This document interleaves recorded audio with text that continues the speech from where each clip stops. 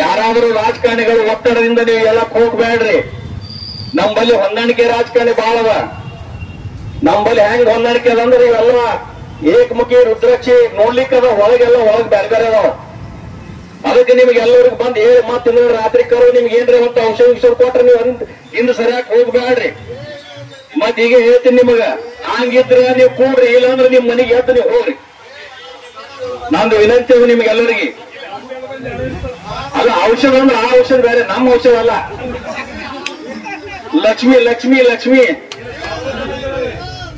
ಯಾಕಂದ್ರೆ ಆ ಲಕ್ಷ್ಮಿದಿಂದ ನಾವು ಸೋತಿದ್ದೀನಿ ಈಗ. ಅದಕ್ಕೆ ನೀವೆಲ್ಲ ಹೋರಾಟಗಾರ ಮೊದಲಿಂದ ಮಾಡ್ಕೊತ ಬಂದಿರಿ. ಮಾಸಾಳ್ಕರ್ ಸಾಹೇಬ್ರ ಮೊದಲಿಂದ ಬಂದವರು ಇದ್ದೀರಿ. ನೀವು ಹೋರಾಟ ಎಲ್ಲಿಯವರಿಗೆ ಹೋರಾಟಪ್ಪ ಅಂತಂದ್ರ ನಮ್ಮ ಬಿಜಾಪುರ ಜಿಲ್ಲೆಗೆ ಮೆಡಿಕಲ್ ಕಾಲೇಜ್ ಆಗುವವರಿಗೆ ಹೋರಾಟ ಮಾಡ್ರಿ. ಅದಕ್ಕೆ ಸಂಪೂರ್ಣ ಬೆಂಬಲ ನಾವು ಕೊಡ್ತೀವಿ, ಎರಡನೇ ಮಾತಿಲ್ಲ. ಮತ್ ನೀವ್ ಎಲ್ಲರೂ ರಾತ್ರಿ ಕಾಲ ಎಲ್ಲರೂ ಸುಟ್ಕೇಸ್ ಕೊಟ್ರು ನೀವ್ ಎದ್ದು ಹೋದ್ರಪ್ಪ ಅಂದ್ರೆ ಇದು ನೀವು ಅನ್ಯಾಯ ಮಾಡ್ದಂಗ ಆಕತಿ. ಇದು ನೇರವಾಗಿ ಹೇಳ್ತೀನಿ, ಇದೇನು ಹಿಂದಿಲ್ಲ ಮುಂದಿಲ್ಲ. ಅದಕ್ಕೆ ದಯಮಾಡಿ ಇದಕ್ಕೆ ಅದಕ್ಕೂ ಕಿವಿ ಬಿಡಕ್ ಹೋಗ್ಬೇಡ್ರಿ. ನೀವ್ ಏನ್ ಸಂಪೂರ್ಣ ನಿಮ್ ಬೆಂಬಲ ನಂಗೆ ನನ್ನ ಕಡೆಯಿಂದ ನಾನು ನೀವು ಎಷ್ಟೇ ಮಂದಿನ ಕರ್ಕೊಂಡ್ ಬಾ ಅಂತ ಹೇಳ್ರಿ, ಕರ್ಕೊಂಡ್ ಬರ್ತೀನಿ. ನಿಮ್ ಜೊತೆ ಸಂಪೂರ್ಣ ಬೆಂಬಲ ಕೊಡ್ತೀನಿ. ಎಲ್ಲಿವರೆಗೆ ಮೆಡಿಕಲ್ ಕಾಲೇಜ್ ಆಗುದೋ ಅಲ್ಲಿವರೆಗೆ ಹೋರಾಟ ಮಾಡೋಣ ಅಂತಕ್ಕಂತ.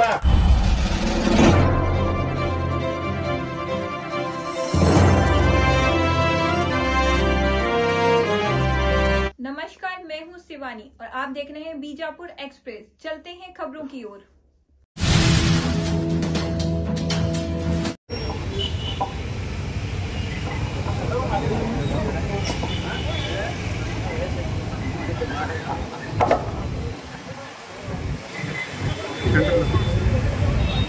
ಇವತ್ತಿನ ಹೋರಾಟದ ವೇದಿಕೆ ಮೇಲೆ ಆಸರಿರ್ತಕ್ಕಂಥ ಮಹಾನಗರ ಪಾಲಿಕೆಯ ಮಾಜಿ ಸದಸ್ಯರು, ನಗರಸಭೆ ಸದಸ್ಯರು ಮತ್ತು ಹೋರಾಟದ ಎಲ್ಲ ಹಿರಿಯರು, ವಿಕಲಚೇತನರು ಮತ್ತು ಮಾಧ್ಯಮದ ಎಲ್ಲ ನನ್ನ ಸ್ನೇಹಿತರು, ಬಹುಶಃ ಈ ಹೋರಾಟದ ಸಂದರ್ಭದಲ್ಲಿ ಬಹಳ ಜನ ಮಾರ್ಮಿಕವಾಗಿ ತಮ್ಮ ಅನಿಸಿಕೆಗಳನ್ನ ಹೇಳಿದರು. ಬಹುಶಃ ಈ ಹೋರಾಟ ಮಾಡತಕ್ಕಂಥದ್ದು ಉದ್ದೇಶ, ಈ ಧರಣಿ ಸತ್ಯಾಗ್ರಹ ಕೊಡ್ತಕ್ಕಂಥದ್ದು ಉದ್ದೇಶ ನಮ್ಮ ಬಿಜಾಪುರ ಜಿಲ್ಲೆಗೆ ವೈದ್ಯಕೀಯ ಕಾಲೇಜ್ ಒಂದು ಹಾಕಬೇಕು ಅಂತಕ್ಕಂಥ ಒಂದು ನಿರ್ಧಾರವನ್ನು ತಗೊಂಡು ತಾವು ಹಮ್ಮಿಕೊಂಡಿದ್ದೀರಿ. ತಮ್ಮೆಲ್ಲರಿಗೂ ನಾನು ಮೊಟ್ಟ ಮೊದಲದಾಗಿ ಧನ್ಯವಾದಗಳನ್ನ ಹೇಳಲಿಕ್ಕೆ ನಾನು ಬಯಸ್ತೇನೆ. ಬಹುಶಃ ಕರ್ನಾಟಕ ಸರ್ಕಾರ, ಈ ಕಾಂಗ್ರೆಸ್ ಸರ್ಕಾರ ಬಂದ ನಂತರ ಎಲ್ಲ ಕಡೆ ಕೂಡ ನಮ್ಮ ಕೇಂದ್ರ ಸರ್ಕಾರದಿಂದ ಕೂಡ ಇವತ್ತು ಮೆಡಿಕಲ್ ಕಾಲೇಜುಗಳನ್ನ ಆಗ್ತಕ್ಕಂಥದ್ದು ನಾವೆಲ್ಲ ನೋಡಿದ್ದೀವಿ. ನಮ್ಮ ಜಿಲ್ಲೆಯ ಸಂಸದರು ಕೂಡ ಬಂದು ತಮ್ಮ ಅನಿಸಿಕೆಗಳನ್ನು ಹೇಳಿ ಪ್ರಧಾನಮಂತ್ರಿಗಳ ಜೊತೆ ನಾನು ಚರ್ಚೆ ಮಾಡಿ ಇದು ಹೋರಾಟವನ್ನು ಮುಂದಾಗಲಿ, ನಾವು ಇದನ್ನ ಮೆಡಿಕಲ್ ಕಾಲೇಜನ್ನ ಬಿಜಾಪುರ ಜಿಲ್ಲೆಗೆ ಆಗ್ಬೇಕು ಅಂತಕ್ಕಂಥ ಅನಿಸಿಕೆಗಳನ್ನ ಬಹಳ ಮಾರ್ಮಿಕವಾಗಿ ವ್ಯಕ್ತಪಡಿಸ್ತಕ್ಕಂಥ ಸನ್ಮಾನ್ಯ ರಮೇಶ್ ಜಿಗಜಿಣಗಿ ಅವರು ಕೂಡ ನಾನು ಧನ್ಯವಾದಗಳನ್ನ ಹೇಳಿಕ್ ಬಯಸ್ತೀನಿ. ಆದ್ರೆ ನಮ್ಮ ಬಿಜಾಪುರ ಜಿಲ್ಲೆಯಲ್ಲಿ ಇವತ್ತು ಕರ್ನಾಟಕ ರಾಜ್ಯದಲ್ಲಿ ಅತಿ ದೊಡ್ಡ ಆಸ್ಪತ್ರೆ ಎಲ್ಲಾದ್ರೂ ಕರ್ನಾಟಕ ರಾಜ್ಯದಲ್ಲಿ ಇರ್ತಕ್ಕಂಥದ್ದು ಬಿಜಾಪುರ ಜಿಲ್ಲೆಯಲ್ಲಿ ಇದು ಸರ್ಕಾರಿ ಆಸ್ಪತ್ರೆ. ಇವತ್ತು 153 ಎಕರೆ 155 ಎಕರೆ ಜಮೀನು ಇರ್ತಕ್ಕಂಥದ್ದು, ಒಟ್ಟು 580 ಎಕರೆ ಸರ್ಕಾರಿ ಆಸ್ಪತ್ರೆ ಇರ್ತಕ್ಕಂಥದ್ದು. ಇಲ್ಲಿ ಯಾಕೆ ಇವರು ಮೆಡಿಕಲ್ ಕಾಲೇಜ್ ಮಾಡತ್ತಾರ? ಇದು ನಾವೆಲ್ಲ ಆತ್ಮಲೋಕನ ಮಾಡ್ಕೊಳ್ತಕ್ಕಂಥದ್ದು ಇಡೀ ಜಿಲ್ಲೆಗೆ ಗೊತ್ತಿದೆ. ನೀವು ಮೊನ್ನೆ ನೋಡಿರ್ಬೇಕು, ಹೌಸ್ನಲ್ಲಿ PPP ಮಾಡೋದ್ರಿಂದ ಬಹಳ ಒಳ್ಳೇದಾಗ್ತದೆ, ನಾವು 500 ಕೋಟಿ ರೂಪಾಯಿ ನಾವು ಬೀಟ್ ಮಾಡ್ತೇವೆ ಅಂತ ಹೇಳಿದ್ರು. ಅಂದ್ರೆ ಇವ್ರು ಏನಾಗ್ಯದ, ರಾಜಕಾರಣಿಗಳು ಸಿಕ್ಕಾಪಟ್ಟಿ ದುಡ್ಡು ಮಾಡ್ಯಾರ. ದುಡ್ಡು ಮಾಡಿ ಇದೊಂದು ಮೆಡಿಕಲ್ ಕಾಲೇಜ್ ತಮ್ಮ ಅಂಡರ್ದಾಗ ಮಾಡ್ಕೊಂಡು ಇದೊಂದಿಷ್ಟು ಚೈನಿ ಹೊಡಿಬೇಕಂತ ಹೇಳಿ ಕೂತಾರೆ ಇವ್ರು ಎಲ್ಲರೂ. ಆದ್ರೆ ಮತ್ತೊಂದು ಮೆಡಿಕಲ್ ಕಾಲೇಜ್ ಆಗುದು ಇವತ್ತು ನಮ್ಮ ಬಿಜಾಪುರ ಜಿಲ್ಲೆಯಲ್ಲಿ ಇರ್ತಕ್ಕಂಥದ್ದು ಒಂದು ಆಲಮಿನ್ ಮೆಡಿಕಲ್ ಕಾಲೇಜು, ಒಂದು BLD ಸಂಸ್ಥೆ. ಇವೆರಡು ಬಿಟ್ಟು ಮೂರನೇದ್ದು ಹೊತ್ತು ನಮ್ಮ ಸರ್ಕಾರಿ ಮೆಡಿಕಲ್ ಕಾಲೇಜ್ ಆದ್ರೆ ಇವ್ರಿಗೆ ಏನ್ ತ್ರಾಸ ಅದ? ಇವ್ರು ಯಾಕೆ ಮಾಡಂಗಿಲ್ಲ? ಇದು ಸಣ್ಣ ಮಕ್ಕಳಿಗೆ ಕೂಡ ತಿಳಿತದೆ. ಇದು ಈ ಮೆಡಿಕಲ್ ಕಾಲೇಜ್ ಮಾಡೋದ್ರಿಂದ ಅವ್ರಿಗೆ ಏನ್ ತ್ರಾಸ ಅದ, ಯಾಕೆ ಮಾಡಬಾರ್ದು? ಹಿಂದೆ ಮುಖ್ಯಮಂತ್ರಿಗಳು ಇರ್ತಕ್ಕಂಥ ಸನ್ಮಾನ್ಯ ಎಚ್ ಡಿ ಕುಮಾರಸ್ವಾಮಿ ಅವರು ಬಂದು ಜಾಗ ಕೂಡ ನೋಡಿ ಹೋಗಿದ್ರು, ಪ್ರಸ್ತಾವನೆ ಕೂಡ ಸಲ್ಲಿಸಿತ್ತು. ಆ ಸಂದರ್ಭದಲ್ಲಿ ಮೆಡಿಕಲ್ ಕಾಲೇಜ್ ಆಗಿದ್ರೆ ಮುಗಿದು ಹೋಗ್ತಿತ್ತು. ಬಹಳ ಜನ ಅದಕ್ಕೆ ಯಾರ್ಯಾರು ವಿರೋಧ ವ್ಯಕ್ತಪಡಿಸಿದ್ರು ಅನ್ನೋದು ಗೊತ್ತದ. ಇವತ್ತು PPP ಮಾಡ್ತೀವಿ ಅಂದ್ರೆ ನಾವು ಅದ್ರಾಗ ಭಾಗವಹಿಸ್ತೀವಿ ಅಂತ ಹೇಳೋ ಗಿರಾಕಿನೂ ಅದಾವ. ಇವತ್ತು ಈಗಾಗಲೇ ನಮ್ಮ ಮಾಜಿ ಸದಸ್ಯರು ಹೇಳಿದ್ರು, ಇವತ್ತು ನಮ್ಮ ಬಿಜಾಪುರ ಜಿಲ್ಲೆಯಲ್ಲಿ ವೈದ್ಯ ಅಧಿಕಾರಿಗಳು ಯಾವ ರೀತಿ ಮೊದಲಿದ್ರು ಈಗ ಹೆಂಗ್ ಅದಾರ. ಈಗ ಸನ್ಮಾನ್ಯ ಇವತ್ತು ಉಮ್ಮಾಜಿ ಡಾಕ್ಟರ್ ಬಗ್ಗೆ ಹೇಳಿದ್ರು. ಉಮ್ಮಾಜಿ ಡಾಕ್ಟರ್ ಹೆಂಗಿದ್ರಪ್ಪ ಅಂತಂದ್ರೆ ಅವ್ರ ಬಳಿ ಹೋದ್ರ MRI ಅವಶ್ಯಕತೆ ಇರಲಿಲ್ಲ, ಸ್ಕ್ಯಾನಿಂಗ್ ಮಾಡುವ ಅವಶ್ಯಕತೆ ಇರಲಿಲ್ಲ. ಅವ್ರ ಬಳಿ ಹೆಂಗಪ್ಪ ಅಂದ್ರೆ ನಮ್ಮ ನರನಾಡಿಗಳು ಹೇಳಿದ್ರಪ್ಪ ಅಂದ್ರ ಇದು ನಮ್ಮಲ್ಲಿ ಇದೇ ಜಡ್ ಈ ಮನುಷ್ಯಗದ ಅಂತಕ್ಕಂಥ ವ್ಯಕ್ತಿ ಯಾರಾದ್ರೂ ಇದ್ರೆ ಅದು ಉಮ್ಮಾಜಿ ಡಾಕ್ಟರ್ ಅನ್ನೋದು ಬಹಳ ಹೆಮ್ಮೆಯಿಂದ ಹೇಳ್ಬೇಕಾಗ್ತದೆ. ನಾವು ಇವತ್ತಿನ ಪರಿಸ್ಥಿತಿಯಲ್ಲಿ ಏನದಪ್ಪ ಅಂತಂದ್ರ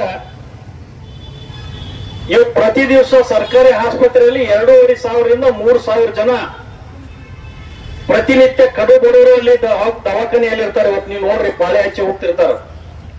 ಪಾವತಿ ಮಾಡ್ಬೇಕಾದ್ರೆ ಮುಂಜಾನೆ ಹಚ್ಚಿದ್ರಪ್ಪ ಅಂದ್ರೆ ಮಧ್ಯಾಹ್ನ 3 ಗಂಟೆವರೆಗೆ ಪಾಳೆ ಹಚ್ಚಿ ಪಾವತಿ ಮಾಡ್ಕೊಂಡು 10 ರೂಪಾಯಿ ತುಂಬಿ ಆ ಡಾಕ್ಟರ್ ಬಳಿ ಹೋಗ್ತಕ್ಕಂಥದ್ದು ಇವತ್ತು 2,500-3,000 ಜನ ಕೊಡ್ತಾರ.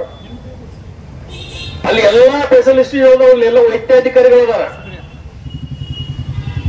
ಅಲ್ಲಿ ಹೇರಿಗೆ MCH ಅಲ್ಲಿ ಇವತ್ತು ಪ್ರತಿ ದಿವಸ 65ರಿಂದ 68 ತಾಯಂದ್ರೆ ಇವತ್ತು ಡೆಲಿವರಿ ಆಗ್ತಾವ.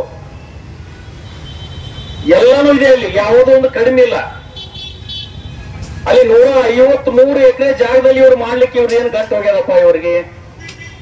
ಇವರು ಬಿಜಾಪುರ ಜಿಲ್ಲೆಗೆ ನಾವು ಮಾಡಿದೀವಿ, ನಾವು ಅಭಿವೃದ್ಧಿ ಮಾಡಿದೀವಿ, ಸಿಂಗಾಪುರ್ ಮಾಡಿದೀವಿ, ಮತ್ತೊಬ್ರು ಏನೋ ಹೇಳ್ತಾರೆ. ಇವ್ರು ಸಿಂಗಾಪುರ್ ಮಾಡ್ಬೇಕಾದ್ರೆ ನಮ್ಮ ಭಾರತೀಯ ಜನತಾ ಪಕ್ಷ ಸರ್ಕಾರ ಸನ್ಮಾನ್ಯ BH ಯಡಿಯೂರಪ್ಪನವರು ಬಸವರಾಜ ಬೊಮ್ಮಾಯಿ ಇದ್ದಾಗ 3,500 ಕೋಟಿ ಅನುದಾನ ಕೊಟ್ಟ ಬಳಕೆ ಇವತ್ತು ನಮ್ಮ ಬಿಜಾಪುರ ಅಭಿವೃದ್ಧಿ ಆಗಿದೆ ಅನ್ನೋದನ್ನ ಯಾರು ಮರೆಯಬಾರದು. ಆದ್ರೆ ಇವತ್ತು 400-500 ಕೋಟಿ ಏನು ಬಹಳ ಹೊಚ್ಚಲ್ಲ. ಇವತ್ತು ನಮ್ಮ ಸರ್ಕಾರಿ ವೈದ್ಯಕೀಯ ಕಾಲೇಜ್ ಆಗ್ಬೇಕಾದ್ರೆ ಆದ್ರೆ ಇಲ್ಲೆಲ್ಲ ಕಡು ಬಡವರಿಗೆಲ್ಲ ಒಂದು ಒಳ್ಳೆಯದಾಗುತ್ತೆ. ಆದ್ರೆ ಇವತ್ತು ಇದನ್ನ ಯಾಕೆ ಮಾಡಂಗಿಲ್ಲಪ್ಪ? ಅದನ್ನೆಲ್ಲ ಬಿಟ್ಟುಕೊಂಡು ತಮ್ಮ ಸ್ವಂತ ಶಿಕ್ಷಣ ಮಾಡಿಕೊಂಡು ಸ್ವಂತ ಇವತ್ತು ಮೆಡಿಕಲ್ ಕಾಲೇಜ್ ಮಾಡಿಕೊಂಡು ಇವ್ರು ಸರ್ಕಾರಿ ಆಸ್ಪತ್ರೆ ಮಾಡಬಾರ್ದು ಅಂತಕ್ಕಂಥ ಭಾವನೆ ನಿಮ್ಮಲ್ಲಿ ಯಾಕೆ ದುರ್ದೈವ ಬಂದದ, ಈ ಬುದ್ಧಿ ನಿಮ್ಮಲ್ಲಿ ಯಾಕೆ ಬಂದದ ನನಗೆ ತಿಳಿಲಾರ್ದಂಗ. ನಿಮ್ ಕೈ ಆಗ್ಲಿಲ್ಲಪ್ಪ ಅಂದ್ರೆ ನೇರವಾಗಿ ಬಂದು ನಮ್ ಕಡೆ ಮಾಡ ಆಗಂಗಿಲ್ಲ ಅಂತ ಹೇಳ್ಬಿಡ್ಬೇಕು. ಇವತ್ತು ನಿಮ್ಗೆ ಒಂದು ಉದಾಹರಣೆ ಹೇಳಿದ್ರೆ ಇನ್ನ ಈಗ ಇಡೀ ಬಿಜಾಪುರ ಜಿಲ್ಲೆಯಲ್ಲಿ 67 ಲ್ಯಾಬ್ಗಳವ. 67 ಲ್ಯಾಬ್ಗಳು ಯಾವ ಅಧಿಕಾರಿಗಳು ಇವತ್ತು ಕಣ್ಣೆಚ್ಚಿ ನೋಡಿಲ್ಲ. ಆ 67 ಲ್ಯಾಬ್ಗಳಲ್ಲಿ 16 ಲ್ಯಾಬ್ ಮಾತ್ರ ಪರ್ಮಿಷನ್ ಅದಾವ. ಕೇವಲ 16 ಲ್ಯಾಬ್ ಮಾತ್ರ ಪರ್ಮಿಷನ್ ಅದಾವ. ಎಲ್ಲ ಇಲ್ಲಿಗಲ್ ಅದಾವ. ಯಾವ ಅಧಿಕಾರಿಗಳು ಹೋಗಿ ಕಣ್ ತೆಗೆದು ನೋಡಿದ್ರು? ಯಾವ ಅಧಿಕಾರಿಗಳನ್ನು ಕಣ್ ತೆಗೆದು ನೋಡ್ಲಿಲ್ಲ. ಆ ಆಸ್ಪತ್ರೆಯಲ್ಲಿ ಬ್ಲಡ್ ನಾವು ಕೊಡ್ಬೇಕಾದ್ರ ಹೆಂಗ್ ಬರ್ತಾರಪ್ಪ ಅಂದ್ರ ದನಕಾಯ ಹುಡುಗರು ಕರ್ಕೊಂಡ್ ಬಂದು ಲ್ಯಾಬ್ನಾಗ ಇಟ್ಕೊಂಡು ಅವ್ರ ಕಡೆ ಚೂಸಿ ರಕ್ತ ತಕೊಂಡು ಹೋಗೋ ಪರಿಸ್ಥಿತಿ ಇವತ್ತು ಉದ್ಭವ ಆಗ್ಯಾವ. ನನಗೆ ನಾಚಿಕೆ ಬರ್ತದ ಒಂದು ವಿಷಯ ಹೇಳ್ಬೇಕಪ್ಪ ಅಂತಂದ್ರೆ, ಇವತ್ತು ಎಂತ ವೈದ್ಯಾಧಿಕಾರಿಗಳು ಅದಾರಪ್ಪ ಅಂತಂದ್ರೆ ಇಲ್ಲಿ ಒಬ್ಬೊಬ್ರು ಬಹಳ ಒಳ್ಳೆ ವೈದ್ಯಾಧಿಕಾರಿಗಳು ಅದಾರ ನಮ್ಮ ಬಿಜಾಪುರ ಜಿಲ್ಲೆಯಲ್ಲಿ. ಒಬ್ಬೊಬ್ರು ದುಡ್ಡು ಕೊಟ್ಟು ಸರ್ಟಿಫಿಕೇಟ್ ತಗೊಂಡ್ಬಂದು ಡಾಕ್ಟರ್ಗಳು ಅವರು ಅದಾರ.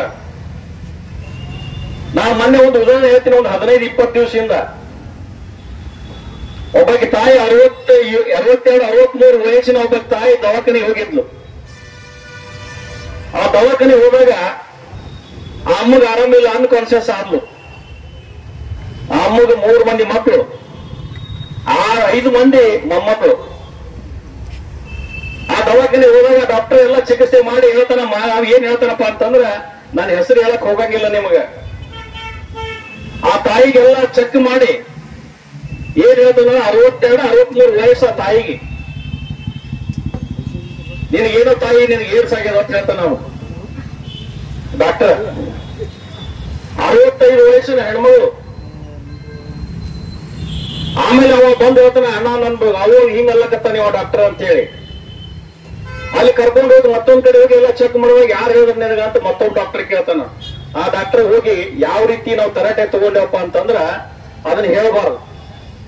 ಆ ಡಾಕ್ಟರ್ ಇಲ್ಲ ನಾನು ತಪ್ಪಾಯ್ತ್ರಿ ಅಂತ ತಪ್ಪ ಅಂದ್ರೆ ನೀನು ದವಾಖಾನೆ ಬಂದ್ ಮಾಡ್ಬೇಕಾಗ್ತದ ನೀನು ಅಂತ ಹೇಳಿ. ಇಂಥ ಕೆಳಮಟ್ಟದ ಇರ್ತಕ್ಕಂಥ ಡಾಕ್ಟರ್ಗಳು ಇವತ್ತು ನಮ್ಮ ಬಿಜಾಪುರದಲ್ಲಿ ಅದಾರ. ಅವ್ರಿಗೇನು ತಿಳಿದೇ ಇಲ್ಲ. ಅಂದ್ರೆ ಬ್ಲಡ್ ಯಾರು ತಕೊಂಡ್ ಹೋಗಿರ್ತಾರ ಅವ್ರಿಗೆ ನಾಲೆಜ್ ಇರಂಗಿಲ್ಲ. ಯಾರ್ದೋ ಹೋಯ್ದು ಎಲ್ಲ ಜಾತ್ರೆ ಮಾಡ್ಕೊಂಡು ಯಾರು ಹೆಸರು ಕೆಡಿಸ್ತಕ್ಕ ಡಾಕ್ಟರ್ಗಳು ಅದಾರ. ಇವಾಗ ಈ ವೈದ್ಯ ಮೆಡಿಕಲ್ ಕಾಲೇಜ್ ಆಗೋದ್ರಿಂದ ಏನಾಗ್ತದೆ, ಎಲ್ಲರಿಗೂ ಅನುಕೂಲ ಆಗ್ತದೆ. ಬಿಜಾಪುರ ಜಿಲ್ಲೆಯಲ್ಲಿ ಇಡೀ ದೇಶದಲ್ಲಿ ಇವತ್ತು ಪ್ರತಿಯೊಂದು ಏರ್ಪೋರ್ಟ್ ಹಿಡ್ಕೊಂಡು ಮೆಡಿಕಲ್ ಕಾಲೇಜುಗಳನ್ನ ನಮ್ಮ ದೇಶದ ಪ್ರಧಾನಿ ಮಂತ್ರಿಗಳು ಮಾಡ್ತಕ್ಕಂಥದ್ದು ಹವಾಯಿ ಚಪ್ಪಲ್ ಹಾಕೊಂಡು ಇವತ್ತು ಪ್ಲೇನ್ ಹೋಗ್ತಕ್ಕಂಥದ್ದು ವ್ಯವಸ್ಥೆ ಮಾಡಿಕೊಟ್ಟಂತ ಧೀಮಂತ ನಾಯಕ ಯಾರಾದ್ರೂ ಇದ್ರೆ ಅದು ದೇಶದ ಪ್ರಧಾನಿ ನರೇಂದ್ರ ಮೋದಿ ಅವರನ್ನು ನೆನಪಿಟ್ಕೋಬೇಕಾಗ್ತದೆ. ಈ ಮೆಡಿಕಲ್ ಕಾಲೇಜ್ ಆದ್ರೆ ಇವತ್ತು ಕಡು ಬಡವರಿಗೆ ಅನುಕೂಲ ಆಗತ್ತ ಅನ್ನೋದನ್ನ ಇವೆಲ್ಲ ನೆನಪು ಮಾಡ್ಕೋಬೇಕಲ್ಲ. ಯಾವ ದೊಡ್ಡ ದೊಡ್ಡ ಮೆಡಿಕಲ್ ಕಾಲೇಜಲ್ಲಿ ಹೋದ್ರ ಪರಿಸ್ಥಿತಿ ಇವತ್ತು ಕನಿಷ್ಠ ಪಕ್ಷ ಏನೂ ಇಲ್ಲ ಅಂದ್ರೂ ₹1,00,000 ಮೇಲೆ ಇವತ್ತು ದವಾಖಾನೆಗೆ ಕೊಟ್ಟು ಬರ್ಬೇಕಾಗ್ತದೆ. MCH ಹಾಸ್ಪಿಟಲ್ ಬಲ್ಲಿ ನಾವು ಪುಕ್ಕಟ್ಟವಾಗಿ ಚಿಕಿತ್ಸೆ ಪಡಿತಾರ. ಇವತ್ತು ತಾಯಂದ್ರು 62ರಿಂದ 65 ಮಂದಿ ಪ್ರತಿನಿತ್ಯ ಡೆಲಿವರಿ ಆಗ್ತದ. ಅದೇ ಇವತ್ತು ಪ್ರೈವೇಟ್ ಹಾಸ್ಪಿಟಲ್ ಹೋದ್ರೆ 80ರಿಂದ 75,000 ರೂಪಾಯಿ ಇವತ್ತು ಬಡವರು ಎಲ್ಲಿ ತುಂಬಬೇಕು. ಅದಕ್ಕೆ ನೀವೇನು ಹೋರಾಟ ಮಾಡಿದ್ರಿ, ಈ ಹೋರಾಟ ನಿಮಗೆ ವೇದಿಕೆ ಮೇಲೆ ಇರ್ತಕ್ಕಂಥ ಎಲ್ಲ ಹೋರಾಟಗಾರಿಗೆ ನಮ್ದೊಂದು ವಿನಂತಿ ಅದ. ಯಾರಾದರೂ ರಾಜಕಾರಣಿಗಳು ಒತ್ತಡದಿಂದ ನೀವು ಎಲ್ಲ ಹೋಗ್ಬೇಡ್ರಿ. ನಮ್ಮಲ್ಲಿ ಹೊಂದಾಣಿಕೆ ರಾಜಕಾರಣಿ ಬಹಳ ಅದ. ನಮ್ಮಲ್ಲಿ ಹೆಂಗ್ ಹೊಂದಾಣಿಕೆ ಅದಂದ್ರೆ ಇವೆಲ್ಲ ಏಕಮುಖಿ ರುದ್ರಾಕ್ಷಿ ನೋಡ್ಲಿಕ್ಕದ, ಒಳಗೆಲ್ಲ ಬೇರೆ ಬೇರೆ ಅದಾವ. ಅದಕ್ಕೆ ನಿಮ್ಗೆ ಎಲ್ಲರಿಗೂ ಬಂದು ಹೇಳಿ ಮತ್ತೆ ರಾತ್ರಿ ಕರು ನಿಮ್ಗೆ ಏನ್ರಿ ಮತ್ತೆ ಔಷಧ ಕೊಟ್ರೆ ನೀವು ಹಿಂದೆ ಸರಿಯಾಗಿ ಹೋಗ್ಬೇಡ್ರಿ. ಮತ್ ಈಗ ಹೇಳ್ತೀನಿ ನಿಮಗ, ಹಂಗಿದ್ರೆ ನೀವು ಕೂಡ್ರಿ, ಇಲ್ಲಾಂದ್ರೆ ನಿಮ್ ಮನೆಗೆ ಎದ್ದು ನೀವು ಹೋಗ್ರಿ. ನಂದು ವಿನಂತಿ ಅದು ನಿಮ್ಗೆಲ್ಲರಿಗೆ. ಅಲ್ಲ ಔಷಧ ಅಂದ್ರೆ ಆ ಔಷಧ ಬೇರೆ, ನಮ್ಮ ಔಷಧ ಅಲ್ಲ. ಲಕ್ಷ್ಮಿ ಲಕ್ಷ್ಮಿ ಲಕ್ಷ್ಮಿ, ಯಾಕಂದ್ರೆ ಆ ಲಕ್ಷ್ಮಿಯಿಂದ ನಾವು ಸೋತಿದ್ದೇನೆ ಈಗ. ಅದಕ್ಕೆ ನೀವೆಲ್ಲ ಹೋರಾಟಗಾರ ಮೊದಲಿಂದ ಮಾಡ್ಕೊತ ಬಂದಿರಿ. ಮಾಸಾಳ್ಕರ್ ಸಾಹೇಬ್ರ ಮೊದಲಿಂದ ಬಂದವರು ಇದ್ದೀರಿ. ನೀವು ಹೋರಾಟ ಎಲ್ಲಿವರೆಗೆ ಹೋರಾಟಪ್ಪ ಅಂತಂದ್ರ ನಮ್ಮ ಬಿಜಾಪುರ ಜಿಲ್ಲೆಗೆ ಮೆಡಿಕಲ್ ಕಾಲೇಜ್ ಆಗುವವರೆಗೆ ಹೋರಾಟ ಮಾಡ್ರಿ.